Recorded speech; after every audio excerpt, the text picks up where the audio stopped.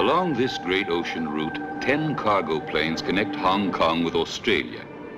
They land each day at Port Moresby, and the cargo cult has its temples almost everywhere nearby. This is one. Its altar is standing 9,000 feet above sea level. The dummy plane is at the edge of the landing strip.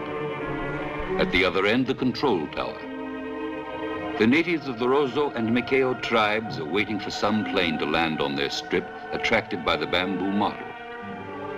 They believe that planes come from paradise. Their ancestors sent them. But the white man, a crafty pirate, manages to get his hands on them by attracting them into the big trap of Port Moresby.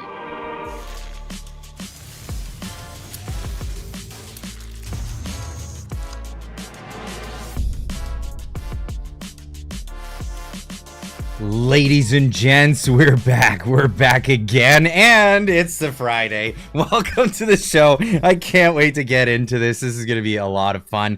Welcome in. I see everybody filing in really quickly. I hope you got all your notifications. Chat, come on in over here. Let me know where you got your notifications from. It helps out a ton.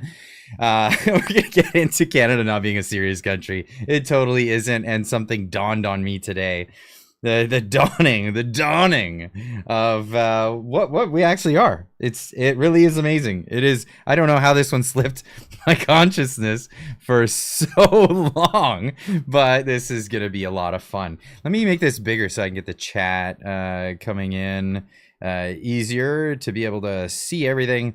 I'll pop this off to the side. I always forget to do this while I'm getting things ready. But hey, there we go. There we go. Now I can read the chat so much better. It's so much more visible.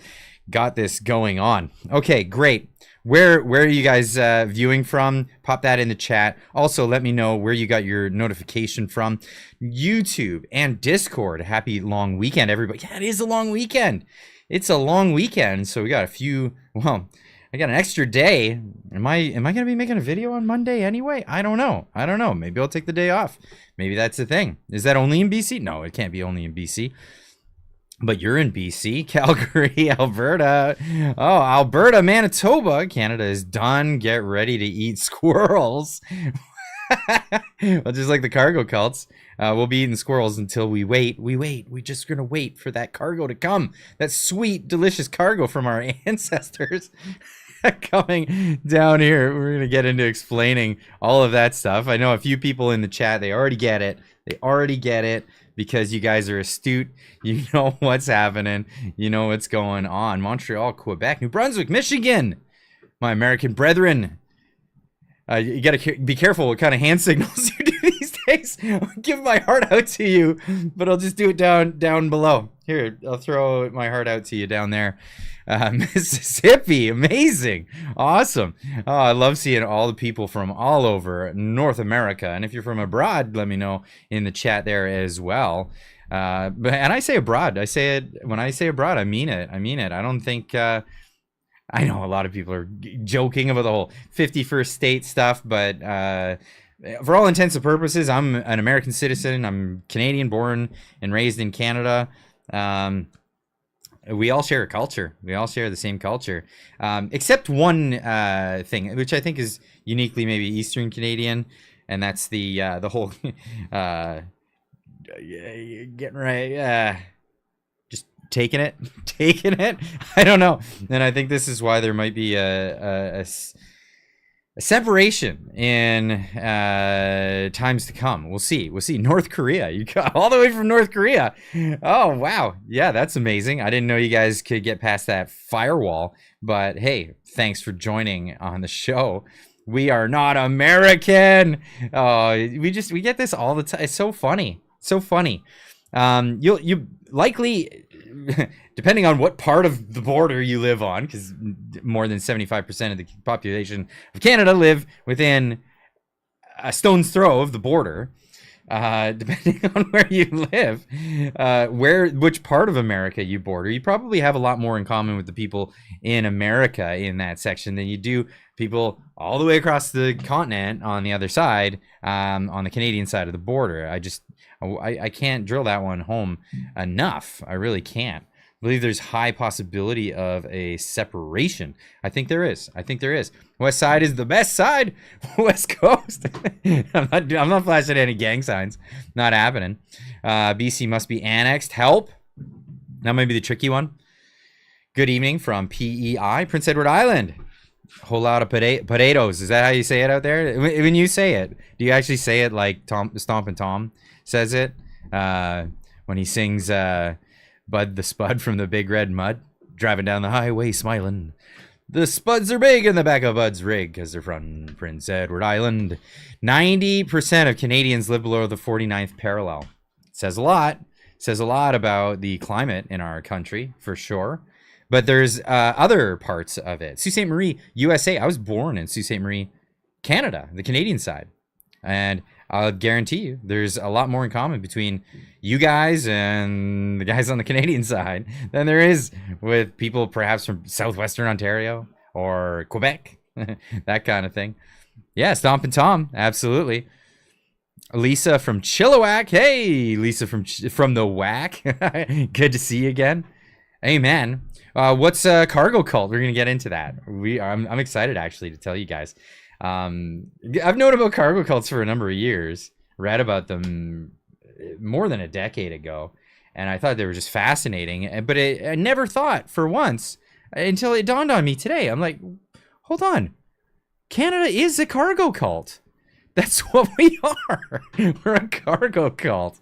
How does that slip my mind? And stick around. We're gonna get into it. Isn't it? I'm not gonna leave you hanging, let you wait for an hour or whatever. We're gonna get into it real soon. I want to make sure to address the chat here. My dad and Tom grew up together in Tignish. Is that, am I pronouncing that right? Tignish? Man, Stompin' Tom is a legend. He's amazing. He was amazing. I love all the folk songs. It's so good because they're most of them are relatable. It's really awesome. Sunny Hope, BC.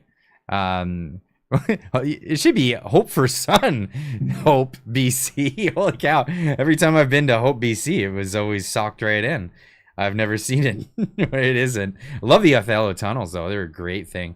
I think before we head on out, I want to take the kids there because they haven't gotten a chance to walk through the Othello tunnels. They're fantastic. If you've never been, audience, everybody in the chat, everybody who's out there, community, if you've never been, get on out to Hope, BC, check it out, go camping, stay a while, and go hike through the Othello tunnels. It's such a great, cool place. They're all these man-made tunnels where they were building the railroad, and the railroad, I guess it got a little too close to the US border, and there was some this and that back and forth, weren't keen on it, so they kiboshed the whole thing. But the tunnels go forever. They go forever, and you could just walk through them, and there's bridges that go between these canyons, and it's just beautiful, beautiful stuff. So I definitely recommend that.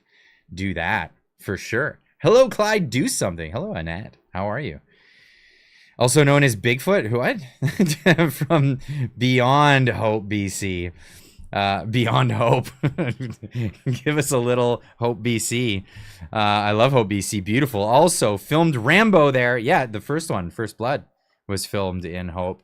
Debbie, I've been here my whole life too. Much change too soon. It's been a lot. On a mine out at Zipper Lip Creek, BC, Canada. Awesome. I've never heard of Zipper Lip Creek. I'll have to check that one out on the map. Oops, Rambo. Yeah, Rambo. Did we say something different? Hold on a second. Was that something? I thought you said Rambo. Yeah, Rambo. Rambo was the one. If you do the tunnels, walk up from the bottom end, Kettle Valley. How long is how long are the tunnels though? So I've walked the tunnels, but I've only walked in like so far, turn around, come back. What sort of trek is it? Because when I go, I'm gonna have the kids with me. It may be a big trek, one of them things. Hell's Gate is just beyond Hope. BC joke? I don't know. Hell's Gate. Awful. Oh, thanks. Okay. Is Canada safe for Americans? Yes, of course it is. And America's safe for Canadians. This whole misnomer propaganda, we'd love to read about it. About 3 kilometers. That's not too bad. That's a good hike though. That is a good amount of hiking. Yeah, no, the propagandists love to do the fear thing, and yeah, there's no issue crossing the border. Check in, Clyde, with a Jays game in the background. Okay, you only have to say a Canadian baseball game because there are no others. You can go right to Coldwater Road on the Coquihalla, then turn over Tulameen. Okay. 13 Warrior was filmed at least partly in Campbell River. Fun movie, popcorn flick. Awesome. 13th Warrior, was that with Banderas? I think that was that film, if I'm not wrong about that. 3Ks, but on what verticals and inclines makes the walk worse? Yeah, but this is a train track. It was made for a train track, so it's all flat. Like you just walk in flat the whole time. If there's elevation, it's like very gradual. It's not much. It's the old rain line, so it's fine. There you go. There you go. Giddy up, Alberta. That's going to be a thing. Will you be talking about the Liberals flipping another seat, and this time from the Conservatives? We're going to briefly talk about that one. I mean, how much more is there to talk about other than, wow, they found a bunch of new votes. Look at that. Hey, totally looks legit and fair and open and transparent and not sus in any way. I think that's covered. I think it's covered. But yeah, no, they definitely found a bunch of votes, and the Liberals are now 1 away from a majority government. Yeah, 1 away from a majority government. That is something else. Wow. I want to be a cowgirl in Alberta. Shelley, do it. Do it. Stop wanting to be that. Go be that. You got it. You got it in you. Just make it happen. You know, my buddy Tariq, he's like the guy to talk to about this. I wonder if I can find it. He's on Twitter. But like if anyone's gonna do this, I mean, you can do it. You gotta talk to Tariq. I always forget how to spell his name. Anyway, I'll tell you about Tariq. He's amazing. So he originally came from, I think, from Dubai.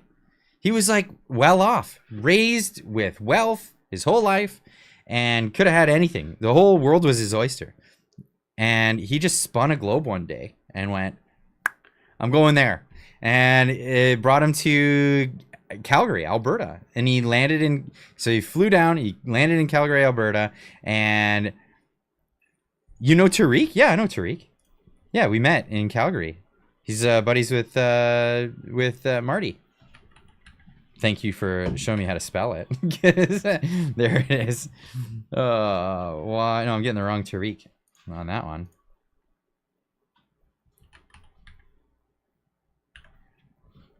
But yeah, no, he's amazing. So yeah, he fell in love with having fun with livestock, the rodeo, and he's like, that's what I'm gonna do. That's the rest of my life. I want that. And yeah, he gave up everything, gave up all the stuff, and he flew out to Calgary and just went full time. And that's exactly what he's doing. So yeah, if he could do it, I mean, you could do it. You're right here in Canada. Just make it happen. Oops, my husband said 2247. I don't know. I used to drive my truck through the tunnels before the Coquihalla was built. Haunted Brookmare was a day drive. You couldn't, not the Othello tunnels. You can't drive through the Othello tunnels, can you? Could you before, back in the day? Gas is about $5 a gallon. Oh, golly. Wow. Okay. That's a thing. Anyway, why don't we get into some of this stuff? Why don't we get into this? I'd love to hear what you guys are doing by the way, put it in the chat, because this is what the Friday live streams are all about. It's about chat with you guys, really, at the end of the day, doing videos, catching up on stories, and sometimes it's like a last minute, like, epiphany, this is a thing, so I just want to talk about that. But it's largely about discussing things with you guys, reaching back to the community and doing that. Now, remember, after the live stream, which is we're just getting into, we're going to be going for like another hour and 45 minutes. But after that, like to go head off into the Discord, where everybody likes to chit chat. The Discord community is great, and we over on the Discord, it's another social media platform, but what it really has is excellent voice and video chat, and that's why we host things over there, so everybody can get together and have a group discussion. It's really fun. If you're into that, get that going. One of the mods, hopefully we have a moderator tonight, we'll put the chat link to the Discord in the chat there. So if not, I'll make sure to get one of those going. Oh, I've got it here. So let me just copy and paste so that you guys can head on over there and meet the other people in the community. So that would be great. Welcome aboard. Come on over. I'll be able to spend a little bit of time tonight. So I've got a thing.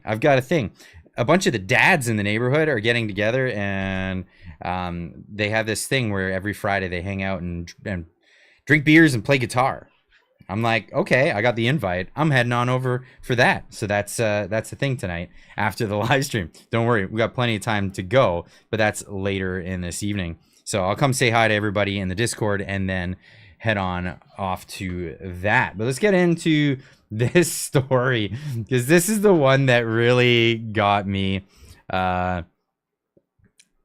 This is the one that really got me riled up today, because it's just funny. It's just hilarious. Now, this was in the news. We're getting another executive order. This, the usual thing that happens in Canada. What? Because that's a thing. We do executive orders now. Fake Mark Carney on X posted this. I love how they have that. They have the parody account thing now, because people are dumb. It's the same reason why they have do not put this bag on your head warnings, or don't put your children in buckets warnings, because people are dumb. It's just the thing. So yeah, we've got the parody account label on the fake Mark Carney account, just because it needs to be a thing. So we've got that. I've just signed another fake directive. Unlike the American system, our prime minister has no authority to sign executive orders like this. It's amazing that the parody accounts have to actually spell it out for you, because life is parody anymore. We require an order in council, and it must be signed by the Governor General. This is nothing more than a performance for the cameras, and this is the As scene. we look to build out this economy, it's my pleasure on behalf of the cabinet to sign this order to deliver that tax cut et respecter nos engagements. Et respecter un largement, whatever he's saying. We don't do this. We don't do this in Canada. This isn't a normal thing. It's crazy that this is what's happening right now. And I was like, what is going on? I'm like, literally, like, yeah, pushing on the brain, going, how is this happening? And why are people buying this? This is the craziest thing ever, because they're just showing this crazy theater. And we just had an election, and the result of an election should be them going to, can you guess it? This the kind of government that we have, the kind of government system that we have. I'm not one to absolutely endorse it. I'm much more of a fan of a constitutional republic, but What is the system of government that we have? We have a Westminster parliamentary democracy. That's what we have. We have that, and it doesn't look like this. What does this look like? What does this look like indeed? That's the big question. Well, Mark Nixon pointed this one out. Mark Nixon, by the way, fantastic guy. Make sure you go subscribe to him on YouTube. Make sure you're subscribed to him or following him on X and all the other social medias. He's on TikTok. He's on Insta. He's on everything. That guy. He's incredible. We hung out last Friday. We had a meetup, and he was at that one. Fantastic dude. But he says Donald Trump versus Mark Carney. Donald. He's breaking ground, and everybody's frankly, everyone is copying him, including the fake Prime Minister of Canada, Mark Carney. Donald Trump versus Mark Carney signing executive orders. The only difference is Canada doesn't have executive orders. So Carney is doing fake orders, MAGA Carney, and this is hilarious. He's got the two of them juxtaposed, doing this like fake thing that doesn't exist, and it's all theater.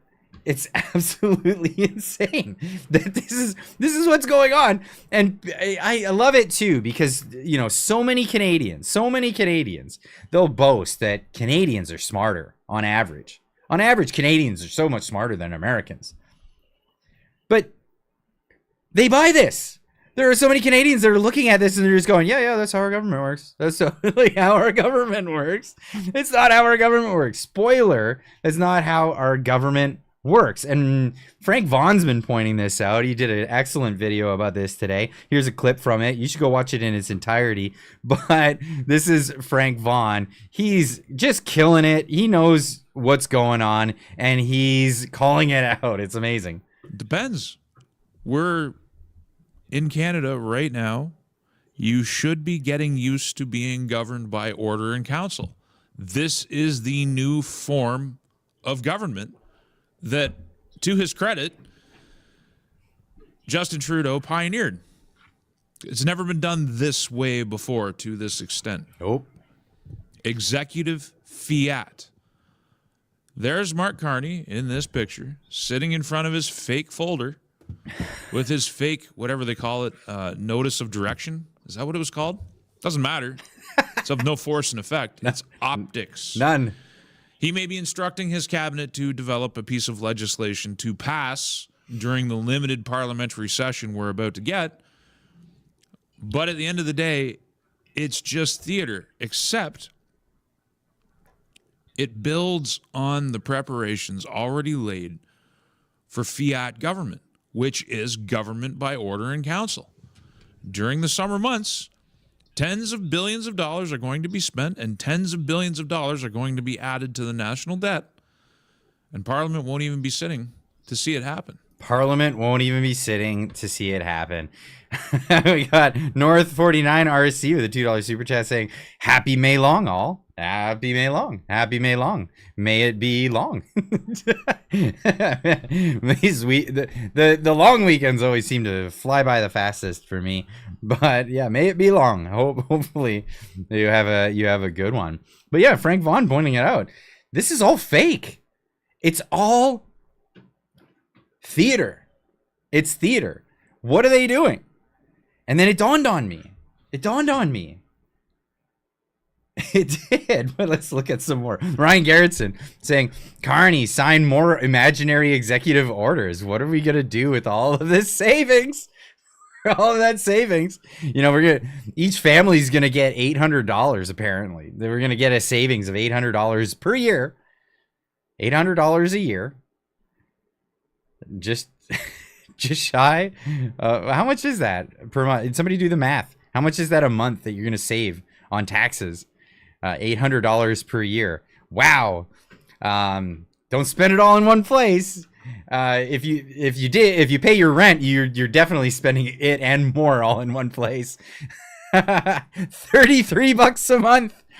Woo! Thanks, Mark Carney. You're really helping us all out with that $33 of tax savings per year, which, by the way, is any Canadian's biggest bill out of all bills that you have in your things that you have to pay, whether it's your housing or your food or your clothing, entertainment, any of those things. The one single biggest bill that you'll pay every year is your tax bill.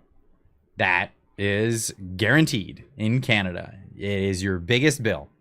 And it doesn't matter if you're poor or wealthy.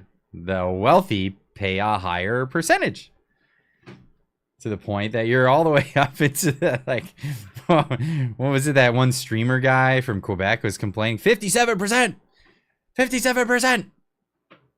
They're taking 57% of my money. Yeah.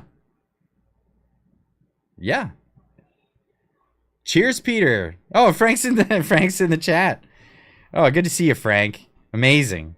How weird an inception is that, to see your own face on somebody else's stream? Don't mind me using your content, sending everyone over to check out the entirety of it. But definitely, the point you're making is fantastic, and the point being that it's all a facade. It's all theater.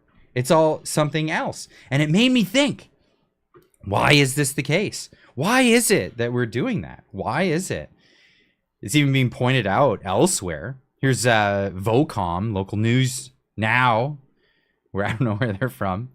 I guess we'll find out. We can scroll to the bottom, I suppose. Where are they from? From the Stingray Group in Canada, the United States of America, and other. Okay. Where are they from? Trish Prue with a 279 says, Carney is getting Trumpy. What's next, LOL? Well, he was supposed to be the anti-Trump. I thought he was supposed to be the bad, orange man bad. No way. Can't do this. So this news agency is already also calling this out, saying, Prime Minister signs order to implement middle income tax cut by July. Borrowing a visual prop from the U.S. President Donald Trump, Prime Minister Mark Carney today announced the federal government's commitment to introduce a middle class tax cut by July 1st. It wasn't an order to do that. It was a prop. And they even call it out, a visual prop. That they're borrowing from Donald Trump, but you can tell it's Canadian, because can't you see that the binder's red? His folder is red. It's got to be Canadian, and not just Canadian, liberal. That's that's the thing. No, Clyde, he's the Antichrist. Okay. Orange man on the loose. Holy. Let's get into this. Speaking of report, I got a shoelace untied. I'm gonna die at some point during this live stream. Speaking of reporters following the live, following the first meeting of his new cabinet, Carney reiterated his election promise of cutting taxes for the middle income earners by signing an order to deliver the tax cut savings of over $800 for 2 income houses. Only if you're making 2 incomes. If you got a single income house, you are SOL.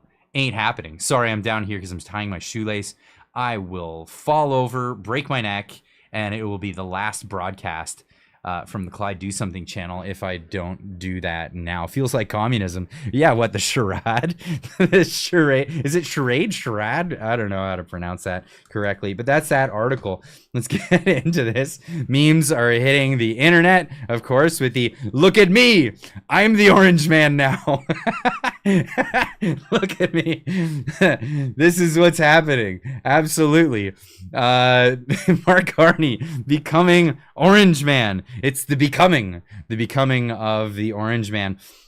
I like this one. Breaking, Mark Carney. This is from Skeleton Wizard.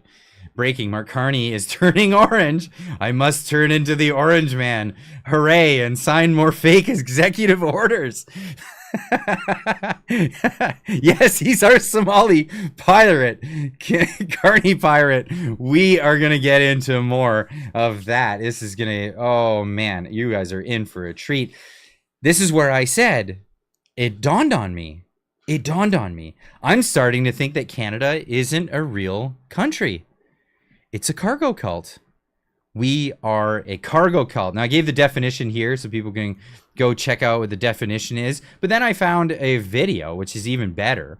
It gives the explainer. So a big shout out to Robert Seffer for putting this video together. We watched the first little bit of it. Go check it out in its entirety. This is an amazing phenomenon that has happened in the planet with human beings, because people are superstitious animals, and we see one thing and we see how it reacts to the things around us, and then we just draw wild conclusions, really, really wild ones. And this is where things went in the Malaysian islands. Have a listen. Cargo cult is a name given to several religions which arose by tribal societies that came into contact with Western civilizations. These religions started when the technologically primitive hunter-gatherers saw Western manufactured goods for the first time, such as radios, clothing, and metals offloaded from planes, and called them cargo. You got to think, like, these people, they've never seen any of this stuff, and it's just magic. It's just magic to them. What? Pictures, televisions, devices, like all these different devices, it's all just magic. Which they concluded must come from their ancestors in paradise. The tribe's people believed that their deities and deceased relatives created these manufactured goods for them, but the white foreigners stole it instead. Ooh, you gotta have those bad guys. The cargo cults began rituals around imitating what they saw the Westerners do, such as build runways for planes to land, so that they could attract the items that their ancestors allegedly created and the white people stole. This is what's amazing about this. The amazing constructions that they made. Look at that. That's made out of sticks and straw. And they made an elaborate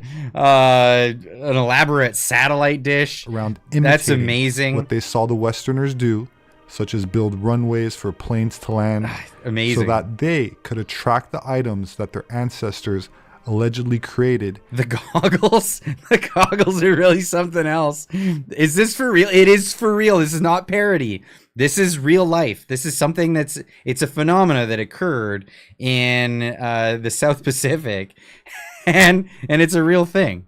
And the white people stole. Along this great ocean route, 10 cargo planes connect Hong Kong with Australia. They land each day at Port Moresby, and the cargo cult has its temples almost everywhere nearby. This is one. Its altar is standing 9,000 feet above sea level. The dummy plane is at the edge of the landing strip. Yard prep, I totally would, but I'm not using that software today, so I can't bring guests in on the Friday live streams, unfortunately. At the other end, the control tower. The natives of the Rozo and Mikeo tribes are waiting for some plane to land on their strip, attracted by the bamboo model. They believe that planes come from paradise. Their ancestors sent them. This is like laying but the white around. man, a crafty pirate, manages to get his hands on them by attracting them into the big trap of Port Moresby. You build your plane too, says the cargo cult doctrine, and wait with faith.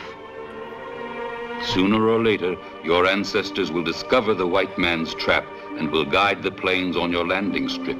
Then you will be rich and happy. They wait, motionless, searching the sky. By all means, Frank, be a rowdy viewer. I'm gonna have you on for another stream.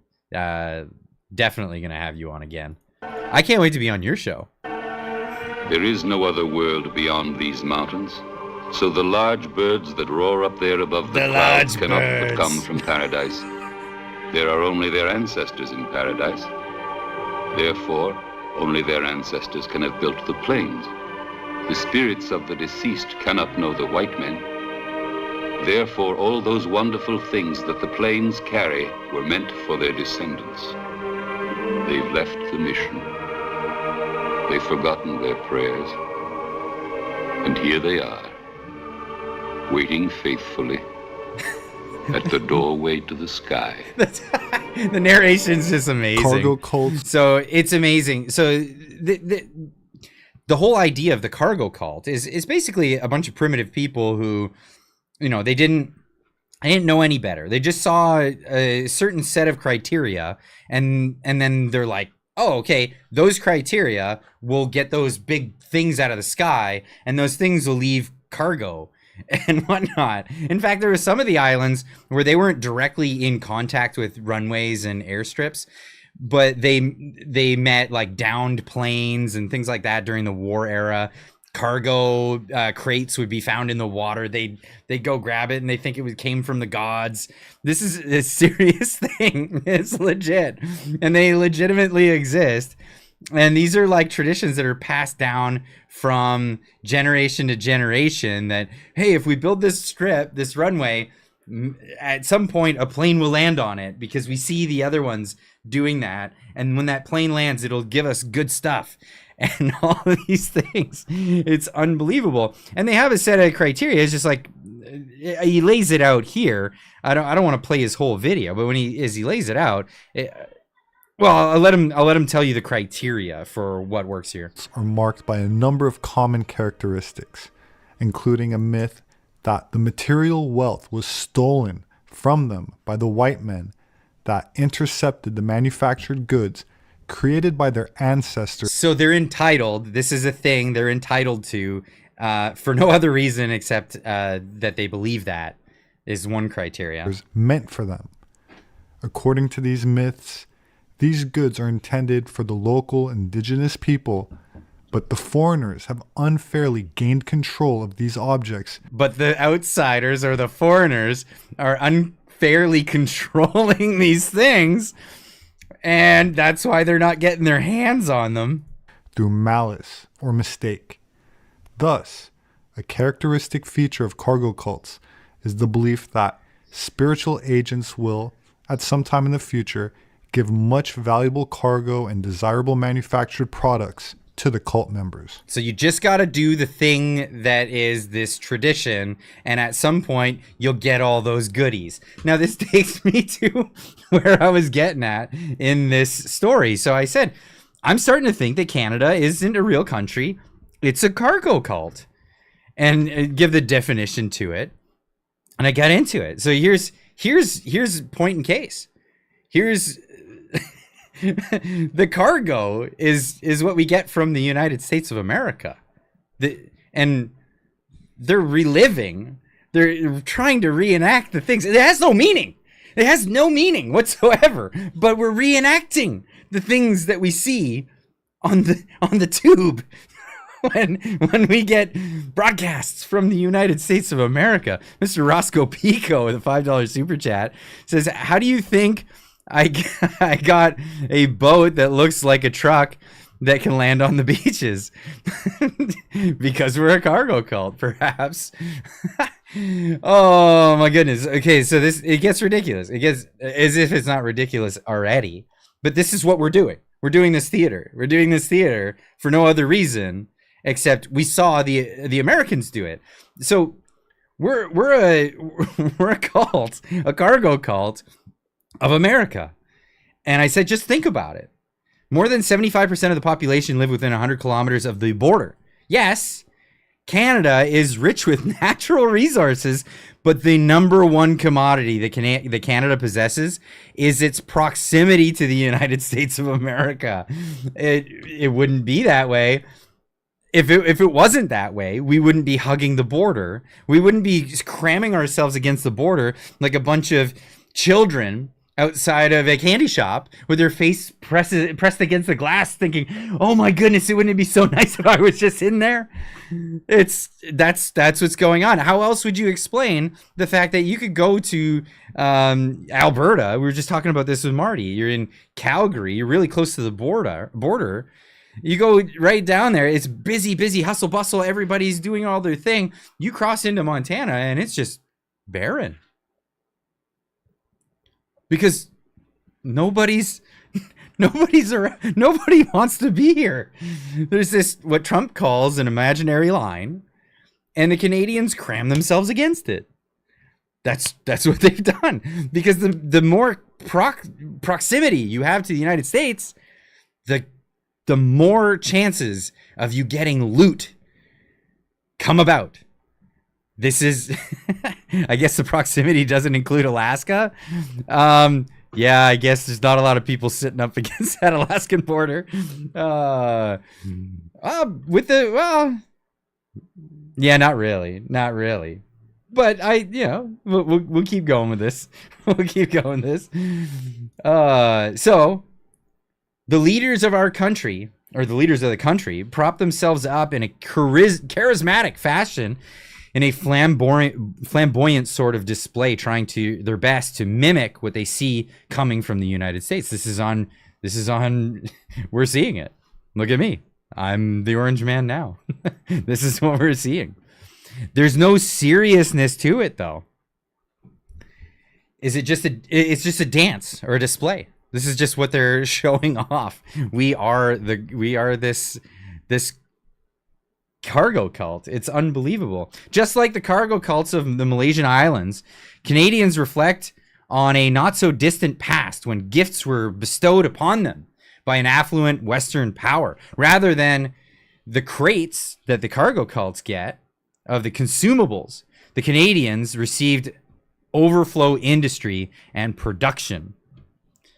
Overflow industry and production. This is the difference. So instead of just getting stuff, we got jobs. We got opportunity. We got this overflow, which in a previous generation, at a previous time, Canadians were granted with this industry.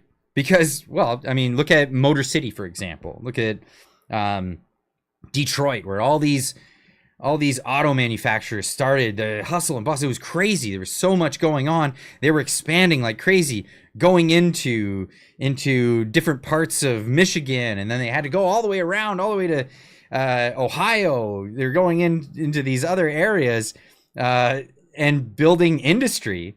But then there's Southwestern Ontario, a totally different country, the part of the cargo cult, that they said, hey, can you guys turn a wrench? Can you guys make a thing? Do you think you guys could pull this off? And they said, yeah, sure. We could do that too. Look at the steel industry in Northern Ontario. Where is that all situated around? It's all situated around the United States. Sault Ste. Marie, Michigan. And a lot of industry has come over because of overflow, of abundance industry. None of these industries were ever created because of the Canadian economy. They weren't created because of what took place in Canada was so profound and it brought about all this industry. No, it was all this stuff. And then Canadians turn around and they feel an sense of entitlement to it. And it's absurd. It's absolutely absurd. I'm not knocking the productivity of Canadians. Like, don't get me wrong. Canadians, super productive, get to work. Awesome. It's fantastic. But where was the work originating from? Now, when things have been going pretty bad, and you get a character like Donald Trump that says, you know what, we don't want your cars. We want to make our cars in our country. You want to be a part of this? Get on board with us. We're gonna run our industry the way we want to run our industries. And yeah, you guys got some of the goods, but don't think that those are your goods. You got some overflow. You got the table scraps. That's what came over. And you were happy with that, but now you feel entitled to it. And that's not cool, because we had some pretty bad trade practices in Canada. Hold the phone. I need another beer. Go grab yourself one.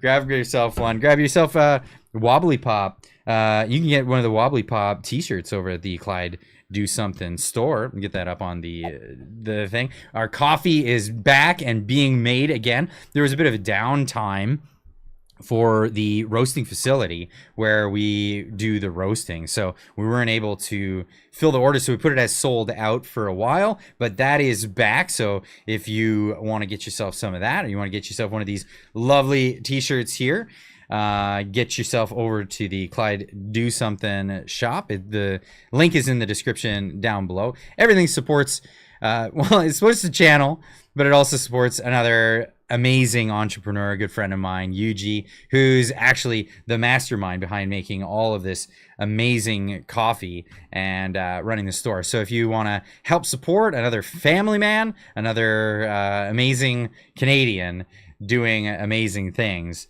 get on over there, and that's where that has been going. So get on over and do that. But yeah, getting back to the cult, the cargo cult, as I've been calling it, is really, it feels like that's where we're at.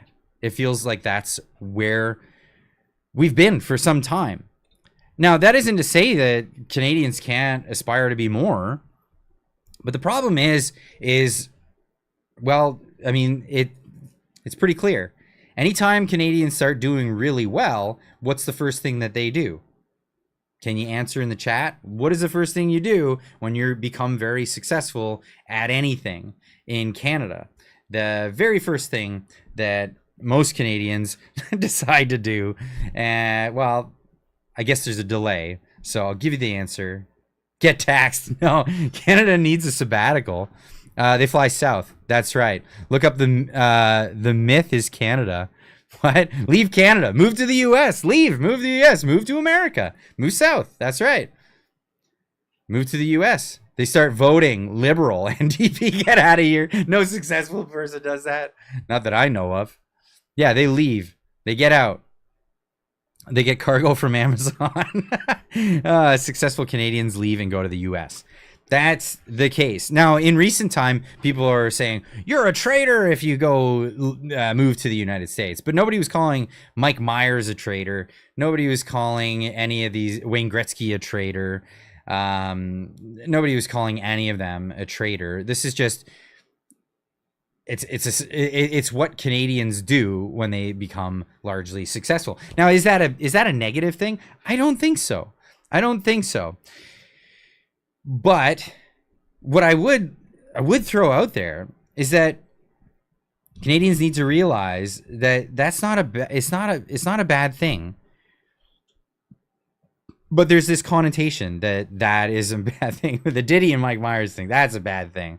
Celine Dion, I think, yeah, she moved to California. So that's it. My pronouns are expat. I like that. That's funny. That's really funny. All bullshit. Oof. We should not be supporting Tim Hortons. Well, did you guys catch my video this morning? There was a bunch of people that did not catch that video. And, you know, it is what it is. If I talk about things that are American, they tend to get ignored in the algorithm just because of the way it works, the way it goes. But that, yeah, I was talking about Texas. And comparing what looks like they might try to do to Canada. That's not a good thing. North 49 RC with a $5 super chat says, how many people in the US say they will leave after the next election, yet we see it here too? So, well, here's the thing. Americans threaten to leave America and never do. Canadians just leave Canada. Some threaten and don't, but most just go. Canada is a circus, not a country. No, I'd agree with you there. Don't worry, Canada lost a carpenter, but we'll gain 5 new baristas for Tim Hortons. Oh man. Oh, that's funny. That's really funny. But yeah, wow.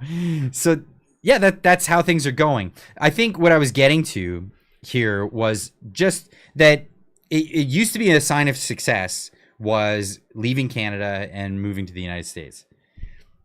That threshold for success has been going down further and further and further as the years have been going by. So it's not necessarily when you become a movie star or a high grossing attorney, or, well, I guess attorneys are not a great example, because that's law. Law is strictly with the country, but doctors and surgeons, things like that. It's not strictly that anymore. It's largely people who just find themselves in any sort of success are looking at the current situation and going, wait a second, am I getting the best deal here? Am I getting the best deal? Steve's Hyde, member for 21 months. That is a very long time. Next week, I'm going to see my dad in America. I joke with my friends that I'm not coming back. Maybe I'm not joking. I'll be back. We'll see. FK, I can read me. Oh, okay. There you go. Demoralization campaign. Well, no, I don't think that's a demoralization campaign. I think this is what people largely do when they find success. But we're finding it more and more and more. And it's got me concerned, actually. Clyde, the ones that leave the US are welcome to leave. Happy face. Yeah, they're welcome to leave. But the thing is, wow, what is it in the United States right now? In the United States right now, well, it depends on where you are. I think a lot of the regular people are very happy that that a lot of people are not coming anymore because of that thing. Oh, one last point to the cult of cargo cult. The external enemy, the external bad guys, right? So the foreigners are the ones that are taking everything from you. Another Mark Nixon clip here. Loblaws says grocery prices are about to skyrocket because of tariffs. Is it just me, or does it feel like preemptive price gouging dressed up as a warning? Canadians are being conditioned to accept higher costs. There needs to be a full investigation. What I would say is prices are going up. What, after 10 years of liberals, and they just hired the liberals to go back and be the government again? Color me shocked, but of course, it's not them, it's somebody else's fault. Canada's largest grocery chain is warning Canadians that we're going to have to pay more for groceries, and soon. And Donald Trump's tariffs are to blame. Scott is back and following the story. This is Loblaws. The CEO says they've kind of kept things as low as they could to this point, but things are going to change. Yeah, and this is Loblaw in this instance, but this is affecting a lot of the grocery stores. But Loblaw coming out and saying that they've tried to build up their inventory pre-tariff worries, and now that inventory is running out. So now they're going to be buying inventory at higher tariff levels, and they're going to be passing those prices along, of course, to us, the consumers. And these are some of the details about what we're expecting from Loblaw, in particular from the CEO, saying that right now there's tariffs on about 1,000 goods that Loblaw carries. They have over 80,000 items. So those are Canadian tariffs on American goods. These are Canadian tariffs on American goods. 1,000 right now, and the CEO says that could go up to 3,000 in the next couple of weeks alone, and as high as 6,000 items to be impacted in the next couple of months. And again, those price increases passed along generally to the consumer. What tariffs? They were canceled in April? Yes, but Carney didn't cancel the American tariffs, the tariffs on America. So this is what's crazy. And the Canadians, and he's like, we're gonna give you a whole bunch of tax savings. We're gonna give you $800 a year of tax savings.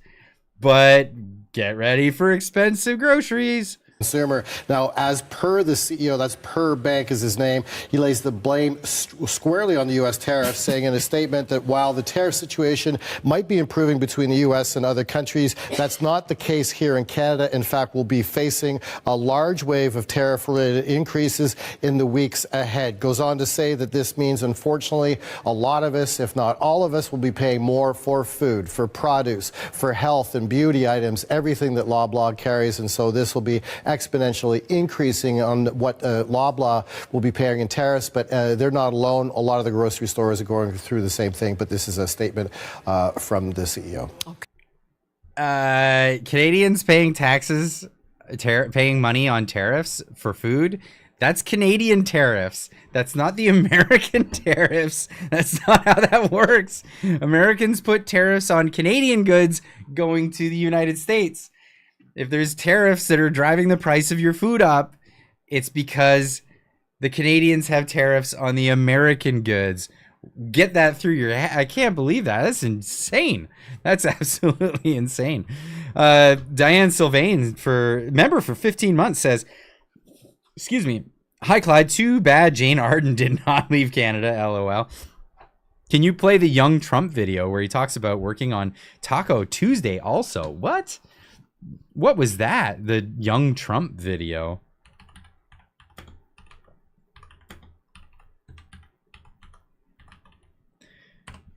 Trump Taco Tuesday. I don't know this. Whoa, I cannot show that. This is why you turn off the screen when you search on Twitter. I'm not finding it.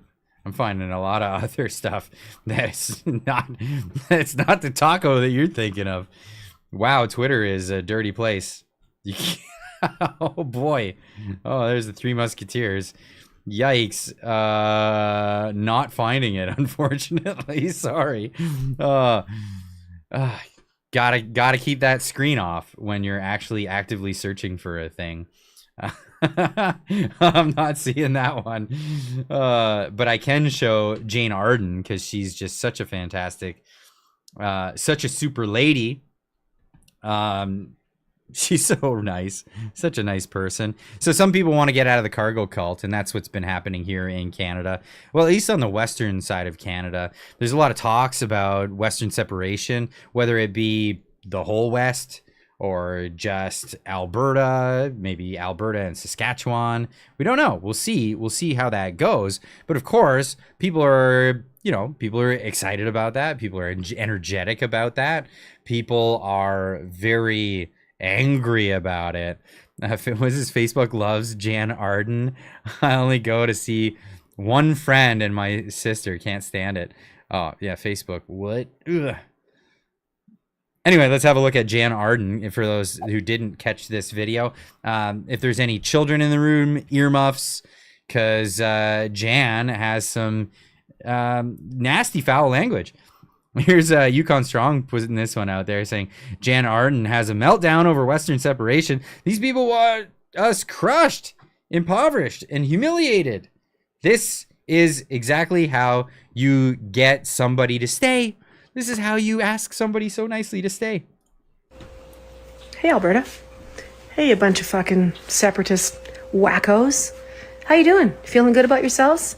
What's over You're there? an embarrassment to this country. What's over there? Everything you have, everything that What's you over there? have enjoyed, Why you keep looking over there? cherished, What are you doing? and benefited from comes from being part of one of the greatest countries on the planet.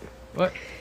You guys have your heads so far up your asses What's over there? that you obviously can't see what pricks you are. The way you are treating Indigenous people, the way you are treating What is that? your fellow citizens, your fellow Canadians. What You is guys that are over a there? bunch of creepy little pricks.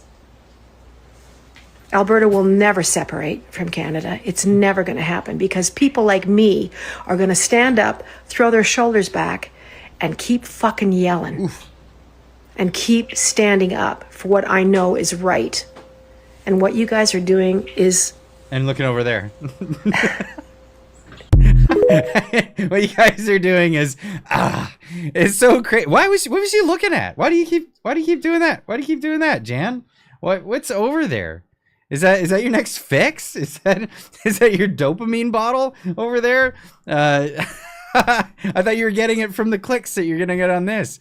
All the dopamine you could ever ask for. Is so Jan Arden obviously coming out with wow, okay, that's a perfect still for it.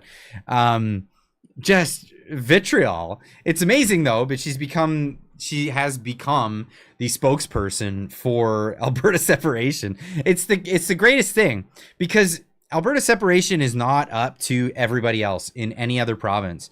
So this tactic of shaming Albertans and calling them dumb, calling them rednecks, calling them dirty and uneducated and yokels or whatever you want to call them it just helps the cause. Keep doing it. Keep doing it. I love it. I love it because it's such a knee-jerk emotional reaction that's coming from, places like Ontario, Quebec, or wherever.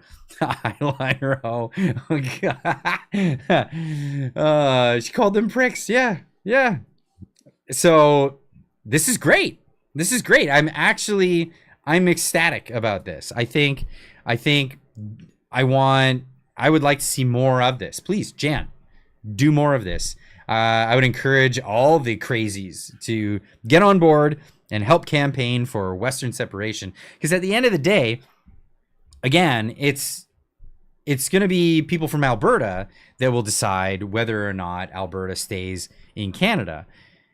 Not a real country, 1000%. This is the thing. So if a referendum were to occur, saying stuff like this is literally the worst thing you could do if you want them to stay, right? Trish Prue for $6.99 says, "Man, is she ever tone deaf?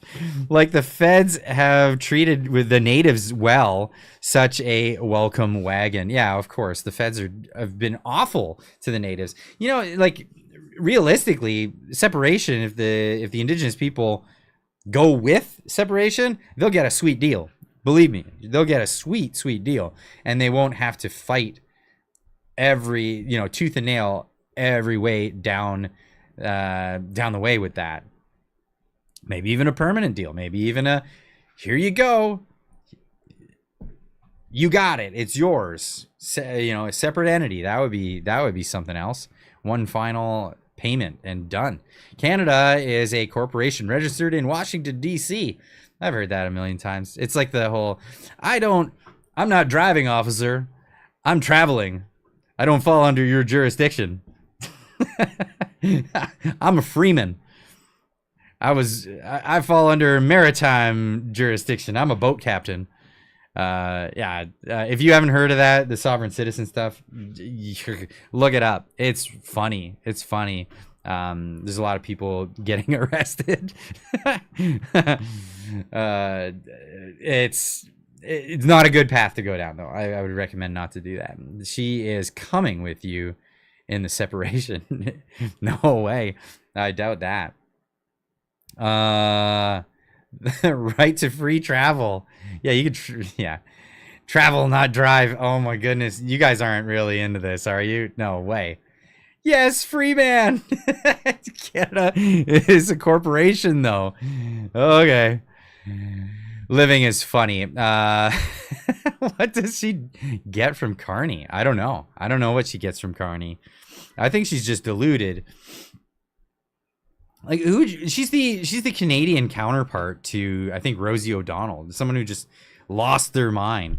Maxime Pressal with a $5 super chat says, "Arden looks and sounds like she shares the same drug dealer as Freeland." Oh, that's so good.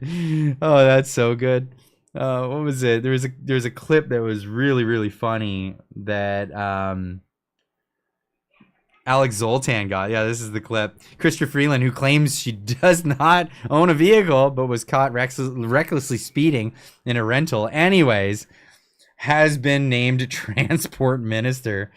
This is the worst transport minister Canada has had since the Hamas sympathizer who looked like he put a fork in the light socket. Oh, I love this. I love the commentary. It's just way too good. Who's the guy with the fork in the light socket? There he is. And apparently he is a sympathizer. But yeah, there's Freeland. Is she talking like she's talking to children again? She always does this thing. I, Christa Freeland, do solemnly and sincerely promise and swear. Yeah, she's talking like she's talking to children. And to the best of my skill and knowledge. Oh no, to the best of your skill and knowledge? Well, that ain't good. That ain't good at all. I mean, just like you did your best of your skill and knowledge when it came to finance minister of the country, the fake imitation country of Canada, the joke, the inside joke that nobody seems to get. Country of Canada. The best of my ability. What?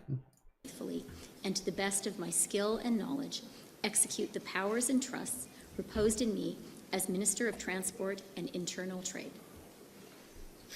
I, Clyde Freeland, She does that thing all the time, where she does this like there's a little bit still in there that she might be able to access. me as Minister of Transport and Internal Trade. There it is. Oh, she's getting it. Oh, get that one in there. But where was I? We were talking about. I just skipped ahead. Yeah, Jan Arden. So she is what a piece of work. Lovely, lovely lady. The badger. What? Doppelganger. That's right. She's the doppelganger for Rosie O'Donnell. But she's not the only one with the craziness that's going around. So here was one, Sarah Elder, and this is a lot of this. Believe me, there's a lot of this online, and I welcome it. I want to say to all the crazies that are out there that are insulting Albertans right now, saying you got nothing going for you, you suck, blah blah, you're so lucky to have Canada, all of this stuff. You've got such a sweet deal right now. Keep saying it. Just keep saying it. Please keep it up, because I want more Albertans to hear it. There's a lot of Albertans that are just not paying attention to the news. I want them to hear it. I want them to get this message, because that will be very good for the Alberta Prosperity Project, which I'm in support of. Even though I'm not in Calgary, or sorry, I'm not in Alberta. I don't live there. I've been there. I know a lot of people there.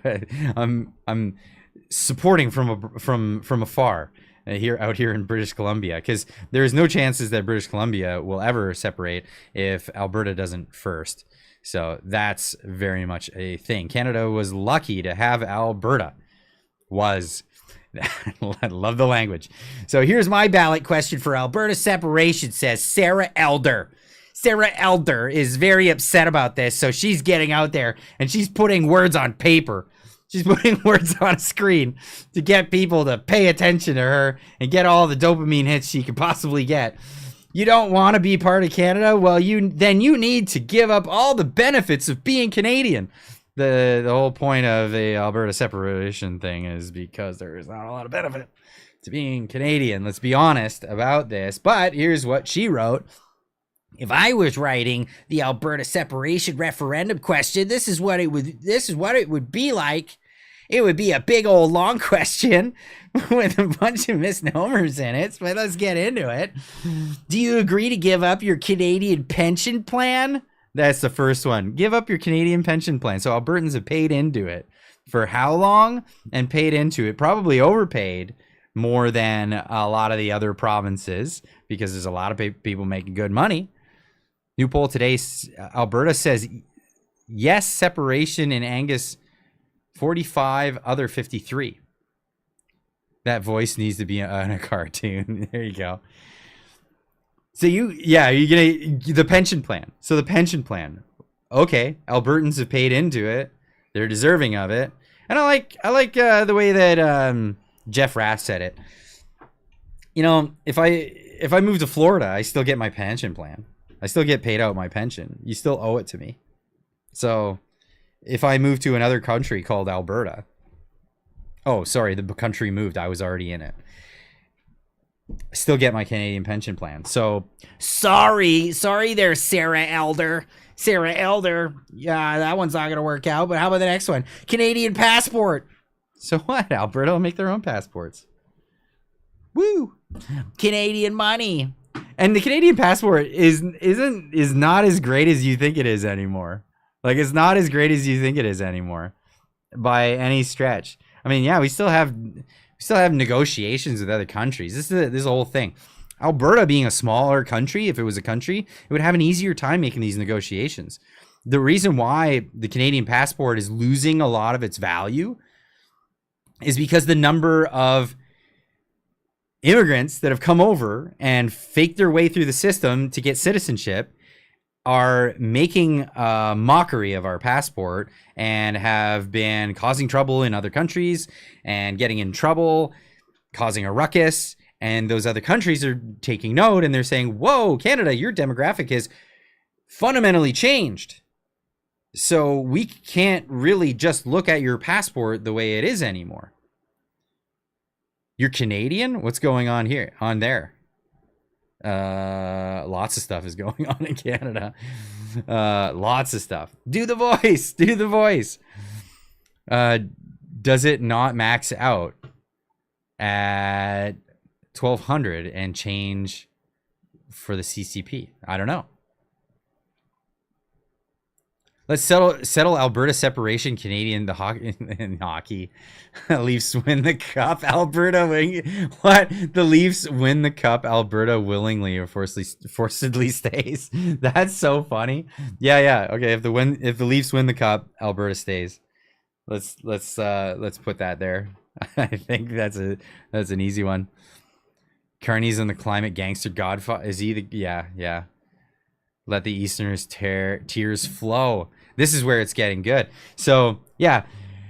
If you agree to give up your Canada pension plan, Canadian passport, Canadian money, who wants the Canadian money? Who wants the Canadian money? I think if Alberta were to separate, the first thing that it would do, it would American dollarize. That's the first thing I think would happen. And I think the reason for that would be because there's so much trade north-south that it wouldn't make sense to use a Canadian dollar. Like it's already a hassle now. If your business to business transactions are always like mixed up in like a currency exchange all the time, and then somebody's getting a take on that currency exchange, you don't currency exchange for free. You know that, right? So every time you do a currency exchange through an institution, somebody gets a cut. Somebody's making money on that transaction.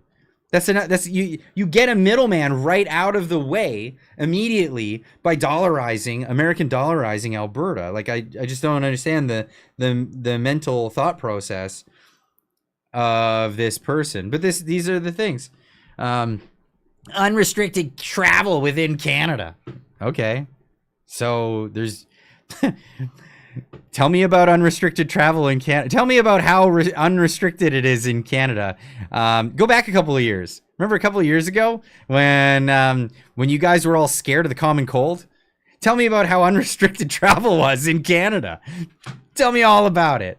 Yeah, remember we had hotels that were forcibly had to stay, where crimes were being committed at those hotels that people were forcibly held in.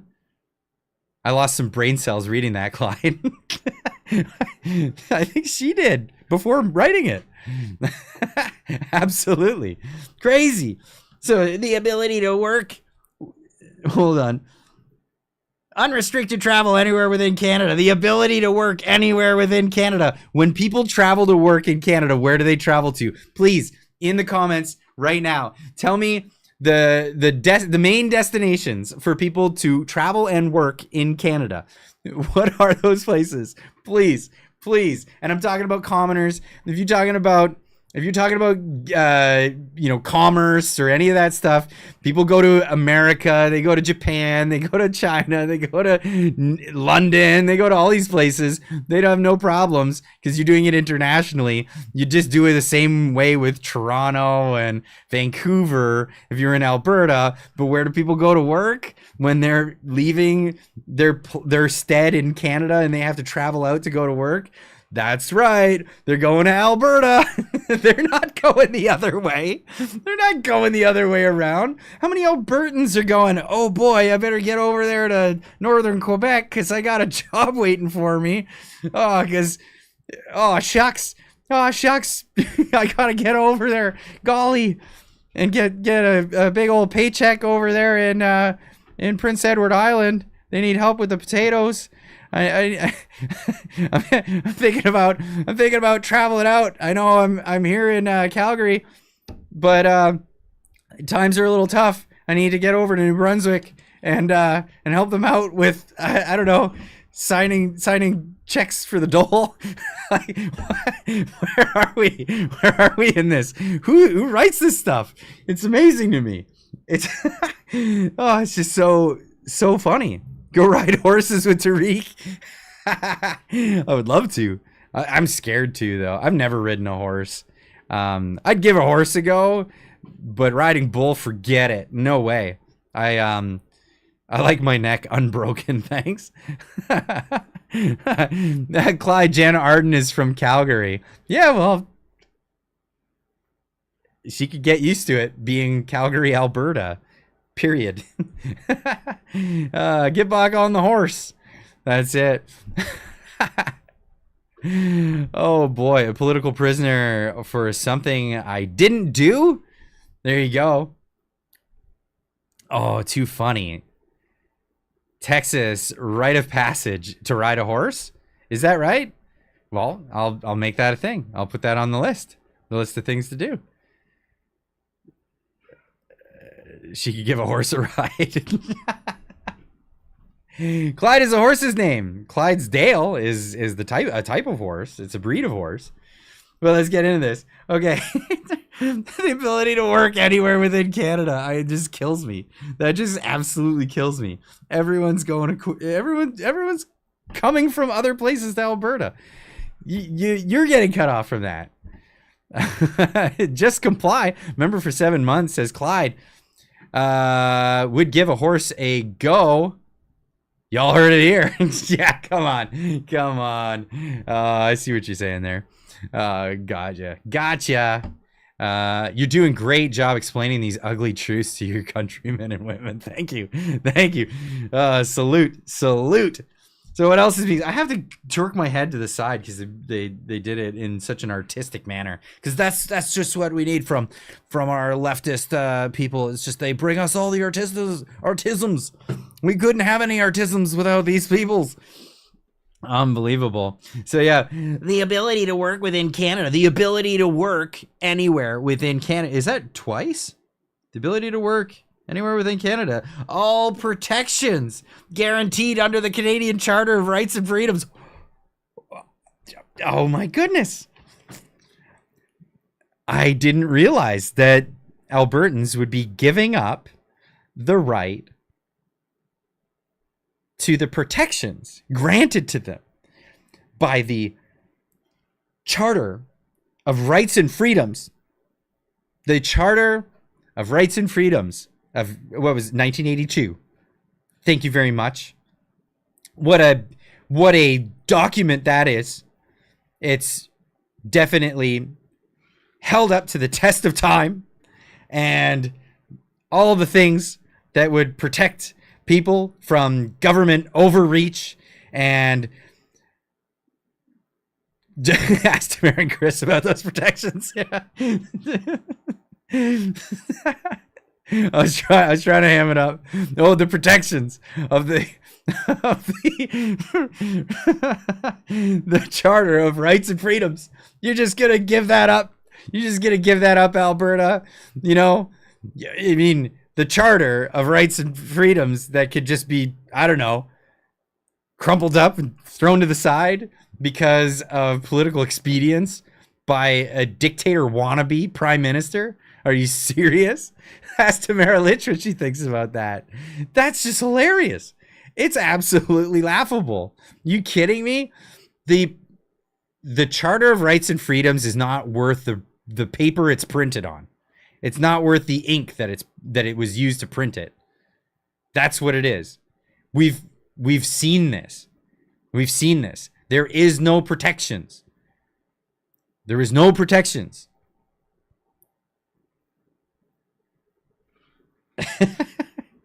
The Charter of Rights and Freedoms worked really well during COVID. Lol. You're the best. It's so crazy to me. Like, really? What rock were you living under? Miss Sarah Elder? Sarah Elder, come on. What rock were you living under? Sarah? What? Where have you been? Where have you been? The Charter of Rights and Freedoms. The one that protects us from, I don't know, an overreaching government that wants to perhaps shut down your business because a bunch of boomers are afraid of the common cold. Perhaps that. Perhaps they want to go so far that they'll enter your home. They'll send out police to enter your home to check on how many family members you have over the holidays. And if you have too many family members, they will rip you out of that home and make sure that mask is on your face while they're ripping you out of that home to protect your rights, your charter protected rights. You gotta be kidding me. You gotta be kidding me. The rights, the rights to freely travel within our country, which is supposed to be a charter protected right, was infringed upon by our government. And then the court system, when you say, hey, I got a problem with that, that goes against the Charter of Rights and Freedoms, and then you go to the court and then you wait 2 years for that date to come about, and then that date comes from the day that you filed it because they're infringing on your rights, and then the day that the court comes, the day before, the government just goes, we're lifting the restriction on travel. And then you get to the courthouse and they say, see, this is a moot case. This is moot.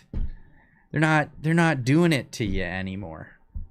They're not infringing on your rights anymore. We can't have the court case. Sorry. Unbelievable. Moot.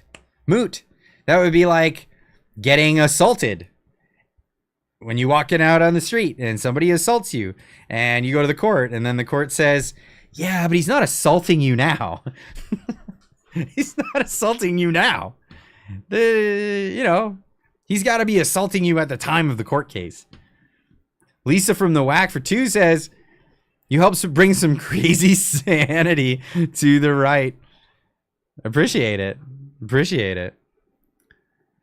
Yup, come in my house with no invite and win stupid prizes.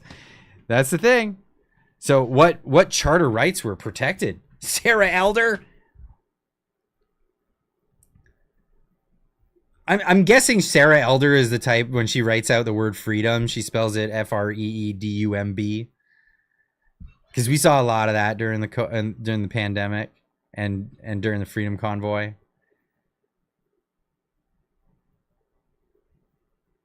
2 years over Raffle. 2 years. It was 2 years from the day they put the restrictions on to when the court case occurred. That's what I'm talking about. I don't know. I'm not sure. Clyde, you missed my super chat starts on. Oh no, did I? Oh, yeah, I did. Sorry about that. Trish Prue, 279. Oh no, Alberta Ale? Alberta will have to give up Ottawa lawfare. Oh no. Isn't that horrible?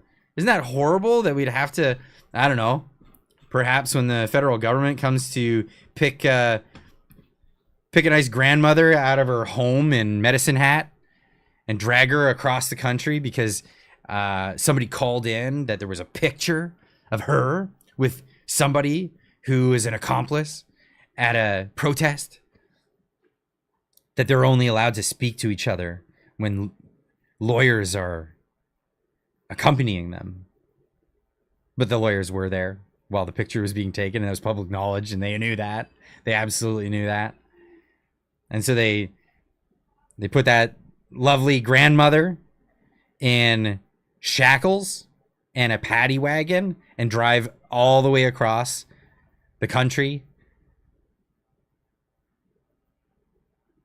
to put her in remand. Unbelievable. This is the Sarah Elder. Those are the protections that we're getting. Oh no, could we give those up? Where are we? Employment insurance. Really? Employment? You think Alberta couldn't make their own employment insurance? That's just absurd. Old age security and domestic tuition fees. What? Old age security. Didn't you already mention the pension plan? And domestic tuition fees. Domestic tuition fees at Canadian universities in order for Alberta to separate from Canada. Really? Is like all of Alberta going like, oh no, we're gonna lose our subsidized tuition fees. We're gonna lose those federally subsidized tuition fees. Our kids will never be able to go to college. Oh no! How will we ever educate ourselves? How is that a thing? Old age security is a different thing than CCP, Canada Pension Plan. Oh, okay. But like Alberta, with the wealth that they have, wouldn't be able to come up with that. Oh, this is unbelievable. It's unbelievable. If I was writing the Alberta separation referendum question, this is what it would be like. And it would, you're an idiot. And what do you say to that? This is what it would be like. I'd make it look, I'd be so condescending about it. Passive aggressive. Steve's Hyde for 5 says, oh no, what if grandmas don't get arrested for saying wrong thing? Yeah, what if? Yeah, perhaps that, the province is gonna go to hell. Hell in a handbasket. Angela, love it when you do the funny voice. Oh, thanks. Appreciate it. Waniska for 20 says, what's the definition of ignorance and apathy? I don't know and I don't care. Thank you. Appreciate that. That's amazing. Thank you so much. Needs our likes, peeps. Clyde needs the likes. Get on the likes, man. How do we get those likes numbers up? How do we make that happen?